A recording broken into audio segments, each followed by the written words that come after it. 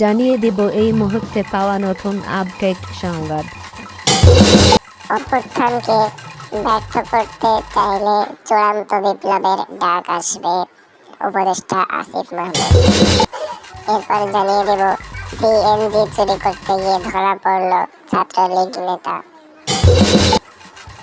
শুনছিলেন সংবাদ শিরোনাম, এবারে বিস্তারিত। অভ্যুত্থানকে ব্যর্থ করতে চাইলে চূড়ান্ত বিপ্লবের ডাক আসবে, উপদেষ্টা আসিফ। তিনি বলেন, আমরা 5 আগস্ট সশস্ত্র বিপ্লবের ডাক দিতে প্রস্তুত ছিলাম।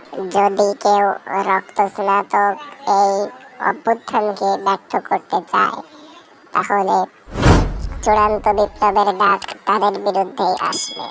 মাওলানা ভাসানী বিজ্ঞান ও প্রযুক্তি বিশ্ববিদ্যালয়ে দরবার হলে মাওলানা ভাসানী ও নতুন বাংলাদেশ এই আলোচনার ভেতরে এই মন্তব্য করেন উপদেষ্টা আসিফ। এবারই জানিয়ে দেব, সিএনজি চুরি করতে গিয়ে ধরা খেল ছাত্রলীগ নেতা। ফটিকছড়ি উপজেলার ছাত্রলীগ নেতা সিএনজি চুরি করতে গিয়ে ধরা পড়ে জনতার কাছে।